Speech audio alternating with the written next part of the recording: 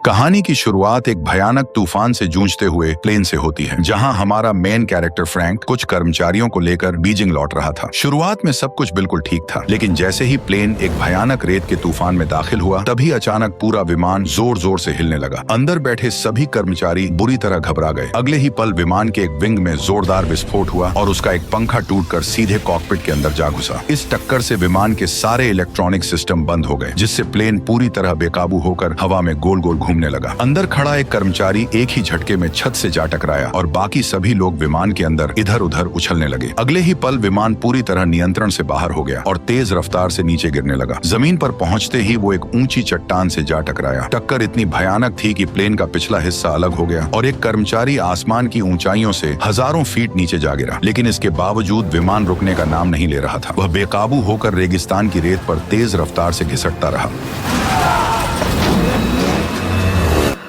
कई घंटों बाद जब सभी को होश आया तो उन्होंने देखा कि आखिरकार विमान रुक चुका है। लेकिन इस भयानक हादसे की वजह से उनके 3 साथी मौके पर ही मारे जा चुके थे और कैप्टन फ्रैंक भी गंभीर रूप से घायल था। बाहर रेत का तूफान अब भी थमने का नाम नहीं ले रहा था। ऐसे में विमान से बाहर निकलना नामुमकिन था। ऊपर से विमान के अंदर ऑक्सीजन भी लगातार कम होती जा रही थी। तभी मजबूर होकर एक साथी ने बिना सोचे समझे खिड़की तोड़ दी। लेकिन अगले ही पल तेज रफ्तार से रेत अंदर भरने लगी। तभी सबको एहसास हुआ कि उनका पूरा विमान रेत के नीचे दब चुका है। कुछ देर बाद तूफानी हवाओं ने रेत हटानी शुरू कर दी और देखते ही देखते पूरा विमान दोबारा नजर आने लगा। बचे हुए सभी लोग डरते डरते प्लेन से बाहर निकले। बाहर आते ही उन्होंने सबसे पहले खाने पीने के सामान की जांच की। तभी उन्हें एक डरावना सच पता चला। उनके पास सिर्फ 1 महीने का राशन और पीने का पानी ही बचा था। कैप्टन ने मैप देखकर सभी को बताया कि उनका विमान चीन के एक ऐसे अनजान रेगिस्तानी इलाके में क्रैश हुआ है, जहां दूर दूर तक किसी इंसान का नामो निशान तक नहीं है। सबसे बड़ी परेशानी यह थी कि उनके पास कोई भी रेडियो सिग्नल नहीं बचा था, जिससे वे किसी को अपनी मदद के लिए बुला सकें। इसी बीच एक गंजा आदमी आगे आया और बोला कि वह पैदल चलकर इस रेगिस्तान से बाहर निकल सकता है, क्योंकि वो पहले कई बार ट्रैकिंग कर चुका है। लेकिन तभी रेडी नाम के एक आदमी ने उसे रोक दिया। उसने बताया कि अभी जुलाई का महीना चल रहा है और इस रेगिस्तान में जुलाई साल का सबसे तपता हुआ महीना माना जाता है। उसने समझाया कि अगर कोई यहाँ से 1 गिलास पानी पीकर भी निकले तो रास्ते में उसके शरीर से उससे 10 गुना ज्यादा पसीना निकल जाएगा। ये सुनते ही गंजे को भी समझ आ गया कि इस रेगिस्तान को अकेले पार करना लगभग नामुमकिन है। इसके बाद सभी ने मिलकर अपने मारे गए 3 साथियों को रेगिस्तान की रेत में दफना दिया। यह पल हर किसी के लिए बेहद दर्दनाक था, क्योंकि अब उन्हें समझ आ चुका था कि उनकी असली जंग तो अब शुरू होने वाली है। उस रात सभी लोग थक हार कर प्लेन के अंदर ही सो गए। उन्हें उम्मीद थी कि अगले दिन कोई नया रास्ता निकल आएगा। लेकिन आधी रात को जैसे ही डेविस वॉशरूम जाने के लिए प्लेन से बाहर निकला, तभी रेगिस्तान में तेज आंधी चलने लगी। अचानक उसका पैर एक पत्थर से टकराया और उसका संतुलन बिगड़ गया। वह रेत के टीले से फिसलता हुआ सीधे एक गहरी खाई में जा गिरा। धूल भरी आंधी की वजह से उसे कुछ भी दिखाई नहीं दे रहा था। उसने मदद के लिए जोर जोर से आवाज लगानी शुरू कर दी, लेकिन तेज हवाओं ने उसकी हर चीख दबा दी। अगली सुबह जब सभी लोगों की आंख खुली तो पता चला कि डेविस गायब था। ये सुनते ही सभी घबराकर उसे चारों तरफ ढूंढने लगे, लेकिन काफी देर तक तलाश करने के बाद भी उसका कहीं कोई निशान नहीं मिला। दरअसल रात में आए भीषण रेत के तूफान में डेविस जिंदा ही रेत के नीचे दब चुका था। लेकिन इस सच्चाई से पूरी तरह बेखबर उसका सुपरवाइजर जोर जोर से उसका नाम पुकारने लगा। वह तुरंत उसे ढूंढने के लिए बाहर निकलने ही वाला था कि तभी एक और भीषण रेत का तूफान सीधे उनकी तरफ बढ़ने लगा। मजबूरन बाकी लोगों ने उसे पकड़कर वापस विमान के अंदर खींच लिया। तूफान थमने के बाद साथी के गायब होने से पूरे ग्रुप में बेचैनी फैल गई। इसी बीच 2 पैसेंजर्स चुपके से कुछ पानी की बोतलें लेकर रेगिस्तान से निकलने की तैयारी करने लगे। लेकिन तभी कैप्टन ने उन्हें देख लिया। उसने सख्त लहजे में कहा कि यहाँ से कोई भी पानी की एक बूंद भी नहीं ले जाएगा। देखते ही देखते बात इतनी बढ़ गई कि दोनों के बीच हाथापाई शुरू हो गई और इसी धक्का मुक्की में पानी की बोतल लोहे के पाइप से टकराकर फूट गई, जिससे उनका बचा हुआ सारा पानी रेगिस्तान की रेत में बर्बाद हो गया। ये देखकर सभी लोगों का गुस्सा और भड़क उठा। तभी इलियट नाम का एक आदमी आगे आया। उसने किसी तरह सबको शांत कराया और कहा कि उसके पास यहाँ से जिंदा निकलने का एक तरीका है। उसने बताया कि वह पिछले कई दिनों से टूटे हुए प्लेन की बारीकी से जांच कर रहा था। उसका कहना था कि अगर सभी लोग साथ दें तो उसी विमान के मलबे से एक छोटा प्लेन बनाया जा सकता है। ये सुनकर कैप्टन ने हैरानी से पूछा कि उसे प्लेन के बारे में कितनी जानकारी है। एलियट ने पूरे आत्मविश्वास से जवाब दिया कि वह पहले भी कई विमान डिजाइन कर चुका है और इस टूटे हुए विमान से भी एक नया विमान तैयार कर सकता है। उसकी बात सुनते ही सभी के अंदर उम्मीद की एक नई किरण जाग उठी। सभी लोग इलियट का साथ देने के लिए तैयार हो गए, लेकिन कैप्टन अब भी अपनी बात पर अड़ा रहा। उसका कहना था कि बिना जरूरी सामान के इस रेगिस्तान में प्लेन बनाना नामुमकिन है। उसके मुताबिक इससे सिर्फ समय और राशन की बर्बादी होगी। लेकिन अगली सुबह एक नई मुसीबत सामने आ गई। लिडल नाम का उनका एक साथी बिना किसी को बताए अचानक गायब हो चुका था। ये खबर मिलते ही कैली तुरंत उसे ढूंढने के लिए निकलने लगी, लेकिन कैप्टन ने उसे वहीं रोक दिया। वह खुद पानी की एक बोतल लेकर अकेले उसकी तलाश में निकल पड़ा। चलते चलते वह उस जगह पहुंचा जहां प्लेन का पिछला हिस्सा चट्टानों से टकराया था। वहीं उसकी नजर उस आदमी की लाश पर पड़ी जो हादसे के वक्त प्लेन से बाहर जा गिरा था। करीब जाकर देखने पर कैप्टन के होश उड़ गए। उस आदमी के शरीर से सारे कपड़े गायब थे और पूरी बॉडी गोलियों के निशानों से भरी हुई थी। तभी लिडल भी वहीं पहुंच गया जिसकी तलाश में कैप्टन यहाँ तक आया था। लिडल ने बताया कि वह अपनी घड़ी लेने वापस आया था। वह घड़ी उसे उसकी गर्लफ्रेंड ने गिफ्ट की थी, लेकिन जब उसने लाश की कलाई देखी तो घड़ी गायब थी। उसी पल उसे समझ आ गया कि इस सुनसान रेगिस्तान में उनके अलावा भी कोई मौजूद है और वह इतना बेरहम है कि उसने एक मरे हुए इंसान पर कई गोलियां चलाई और उसकी घड़ी छीनकर वहां से फरार हो गया। ये सुनकर कैप्टन तुरंत उसे वापस चलने के लिए कहने लगा, लेकिन लिडल ने उससे पूछा कि आखिर वह नया प्लेन बनाने के खिलाफ क्यों है। कैप्टन ने साफ कहा कि वह लोगों को झूठी उम्मीद नहीं देना चाहता है, क्योंकि उसे यकीन था कि वह प्लेन कभी उड़ नहीं पाएगा। इस पर लिडल ने एक ऐसी बात कही जिसने कैप्टन की पूरी सोच बदल दी। उसने कहा, अगर हम किसी को खुशी नहीं दे सकते तो कम से कम उसकी जीने की उम्मीद तो नहीं छीननी चाहिए। लिडल की यह बात सीधे कैप्टन के दिल में उतर गई। आखिरकार उसने भी नया प्लेन बनाने का फैसला कर लिया। जब दोनों वापस कैंप पहुंचे तब कैप्टन ने एलियट से कहा कि अब सभी लोग उसके साथ मिलकर नया प्लेन बनाएंगे। यह सुनकर सबके चेहरों पर फिर से उम्मीद लौट आई। इसके बाद सभी लोग एलियट के इशारों पर टूटे हुए प्लेन के मलबे से नया प्लेन बनाने में जुट गए। लेकिन रेगिस्तान की भीषण गर्मी ने उनका काम और मुश्किल बना दिया। दिन में बाहर काम करना अपनी जान जोखिम में डालने जैसा था, इसलिए उन्होंने फैसला किया कि वे सब लोग दिन में आराम करेंगे और पूरी रात काम करेंगे। इस सब की पूरी जिम्मेदारी कैप्टन ने संभाल ली ताकि हर चीज सही समय पर हो। उन्होंने प्लेन के पास आग जलाई और एक छोटे जनरेटर से रात में रोशनी का इंतजाम कर लिया। लेकिन एक रात वेल्डिंग करते समय कुछ चिंगारियां सीधे फ्यूल के ड्रम पर जा गिरी और तभी अचानक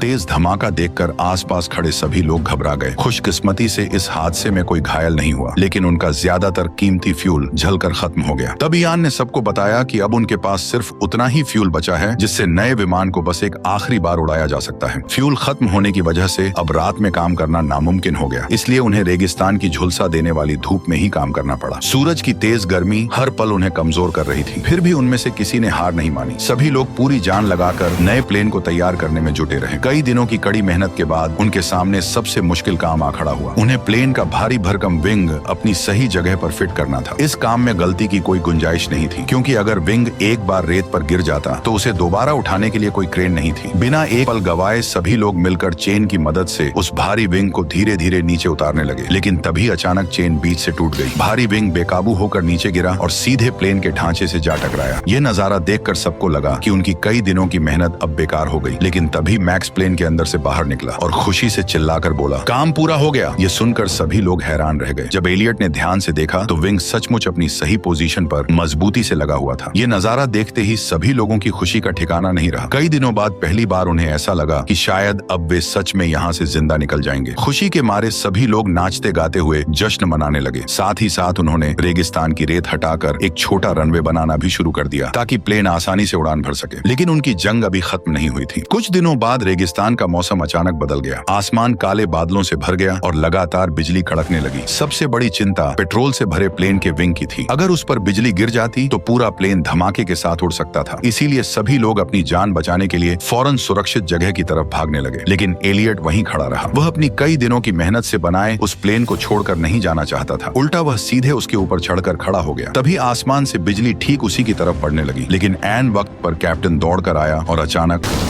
इस तरह कैप्टन ने एलियट की जान बचा ली, क्योंकि वो जानता था अगर एलियट मर गया तो इस प्लेन को पूरा बनाना नामुमकिन हो जाएगा। तूफान गुजरने के बाद सभी ने मिलकर अपने नए प्लेन का नाम फीनिक्स रखा। हालांकि अभी उस पर थोड़ा काम बाकी था। इसी बीच उनका पीने का पानी भी तेजी से खत्म हो रहा था। इसीलिए केली आखिरी उम्मीद लेकर पानी की तलाश में निकल पड़ी। लेकिन कुछ ही दूर जाकर उसे एक ऐसा नजारा दिखा जिसने उसके होश उड़ा दिए। वह बिना एक पल गवाए दौड़ती हुई अपनी टीम के पास लौट आई। रात होते ही कैप्टन अपने दो साथियों के साथ दूरबीन लेकर वहां पहुंचा। तभी उसने देखा कि रेगिस्तान में कुछ दूरी पर कई टेंट लगे हुए हैं। कैप्टन और मार्क ने ध्यान से देखा तो समझ गए कि वे साधारण लोग नहीं हैं। वे खतरनाक लुटेरे हैं जो रेगिस्तान के रास्ते हथियारों की तस्करी करते हैं। कैप्टन ने कहा कि अब पानी का इंतजाम करने का सिर्फ एक ही रास्ता बचा है, उन्हें उन्हीं लुटेरों के पास जाकर मदद मांगनी होगी। लेकिन एलियट ने तुरंत ऐसा करने से मना कर दिया। उसने कहा कि उन लोगों के पास खतरनाक हथियार हैं। अगर कैप्टन के साथ कुछ हो गया तो फीनिक्स को पूरा बनाना नामुमकिन हो जाएगा। फिर भी कैप्टन के कहने पर उसके कुछ साथी लुटेरों की तरफ निकल पड़े। वहीं सुरक्षा के लिए कैप्टन अपने एक साथी के साथ कुछ दूरी पर एक बड़ी चट्टान के पीछे छिप गया ताकि जरूरत पड़ने पर कवर फायर दे सके। उधर जैसे ही उनके साथी पानी मांगने के लिए आगे बढ़े तभी एक लुटेरे ने बिना उनकी बात सुने ही सीधे उन पर फायरिंग शुरू कर दी, जिससे उनका एक साथी मौके पर ही मारा गया। ये देखते ही कैप्टन और उसके साथी ने भी जवाबी हमला शुरू कर दिया। कुछ ही देर में लगभग सारे लुटेरे वहीं ढेर हो गए। हालांकि एक लुटेरा घायल हालत में वहां से भाग निकला। कैप्टन चाहता तो उसे आसानी से मार सकता था, लेकिन उसने गोली नहीं चलाई क्योंकि वह कातिल नहीं बनना चाहता था। इसी बीच कैप्टन मारे गए लुटेरों की तलाशी लेने लगा। तभी उसकी नजर एक लुटेरे की कलाई पर बंधी घड़ी पर गई। उसने देखा कि यह वही घड़ी थी जो लिडल की गर्लफ्रेंड ने उसे गिफ्ट की थी। अब सबको पूरी सच्चाई समझ आ गई। प्लेन क्रैश के बाद जिस मरे हुए साथी की लाश पर गोलियां चलाई गई थी और जिसकी घड़ी लूट ली गई थी, उसे लूटने वाले कोई और नहीं बल्कि यही लुटेरे थे। इसके बाद वे एक घायल लुटेरे को पकड़कर अपने कैंप में ले आए। ग्रुप के कुछ लोग उसे वहीं मार देना चाहते थे क्योंकि उसके साथियों ने उनके एक दोस्त की जान ले ली थी, लेकिन कैप्टन ने ऐसा करने से साफ इनकार कर दिया। इसी बात को लेकर पूरी टीम के बीच जोरदार बहस छिड़ गई। तभी एलियट ने अचानक बंदूक निकाली और घायल लुटेरे को गोली मार दी। ये देखकर कैप्टन का गुस्सा फूट पड़ा। दोनों के बीच जोरदार बहस शुरू हो गई। एलियट ने सारा दोष कैप्टन पर डाल दिया। उसने कहा कि अगर कैप्टन की गलती न होती तो वे इस रेगिस्तान में कभी नहीं फंसते। उसने यह भी याद दिलाया कि उसने पहले ही लुटेरों के पास जाने से मना किया था, लेकिन कैप्टन ने उसकी एक नहीं सुनी और उसी फैसले की वजह से उनका एक और साथी मारा गया। यह सुनते ही कैप्टन अपना आपा खो बैठा। गुस्से में उसने एलियट के चेहरे पर जोरदार मुक्का जड़ दिया। उस एक मुक्के ने एलियट की ईगो को हर्ट कर दिया। वह गुस्से में सबके सामने साफ साफ बोल दिया कि अब वह फीनिक्स पर एक मिनट भी काम नहीं करेगा। यह सुनते ही पूरे ग्रुप में खलबली मच गई क्योंकि सभी जानते थे कि अगर एलियट ने साथ छोड़ दिया तो फीनिक्स कभी पूरा नहीं बन पाएगा। आखिरकार सबकी जान बचाने के लिए कैप्टन को उसके सामने झुकना पड़ा। वह खुद एलियट के पास गया और उससे माफी मांगते हुए बोला कि अब से वह उसकी हर बात बिना कोई सवाल किए मानेगा। कैप्टन की बात सुनकर आखिरकार एलियट का गुस्सा शांत हो गया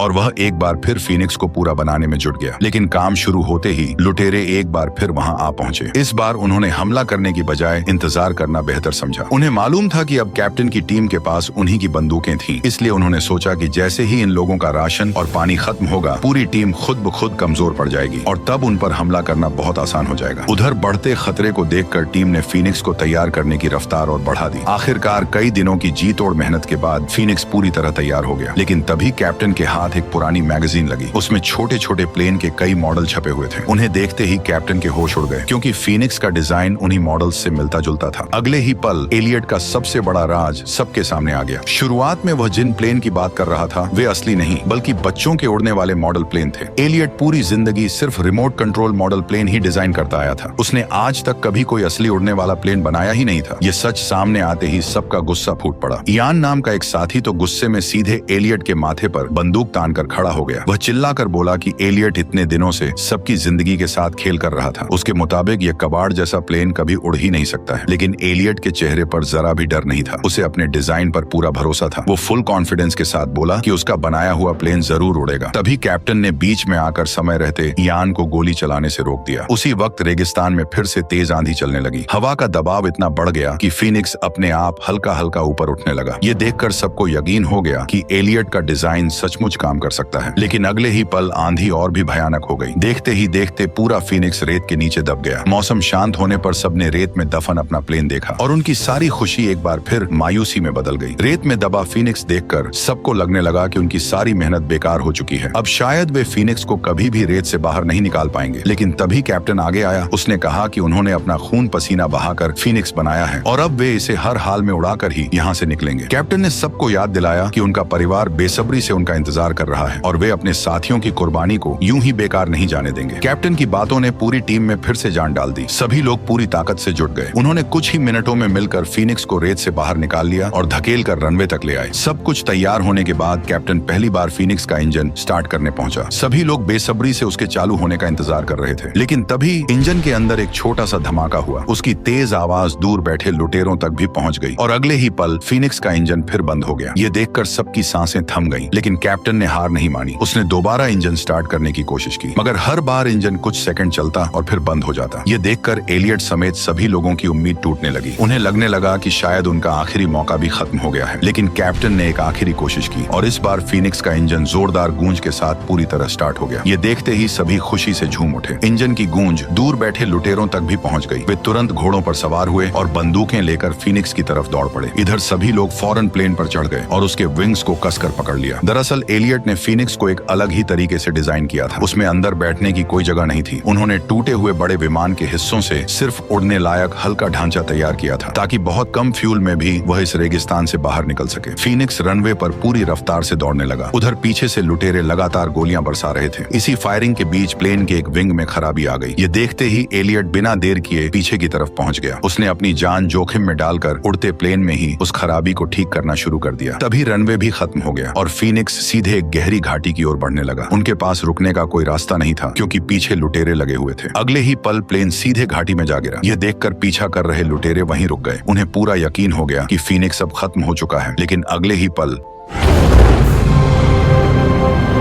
दरअसल नया विमान इतनी बेहतरीन तरह से तैयार किया गया था कि वह आसानी से आसमान में उड़ने लगा। यह नजारा देखकर सभी लुटेरे दंग रह गए। उन्हें यकीन ही नहीं हो रहा था कि इतना टूटा फूटा विमान सच में उड़ सकता है। वहीं दूसरी तरफ फीनिक्स में सवार सभी लोग खुशी से झूम उठे, क्योंकि कई हफ्तों की उनकी जी तोड़ मेहनत आखिरकार रंग ला चुकी थी। उन्होंने नामुमकिन को मुमकिन कर दिखाया और मौत को मात दे दी। इसी के साथ इस शानदार कहानी का अंत हो गया। आपको यह वीडियो कैसी लगी कमेंट में जरूर बताना, और चैनल पर नए हो तो वीडियो को लाइक कर चैनल को सब्सक्राइब भी कर लेना। Okay, bye.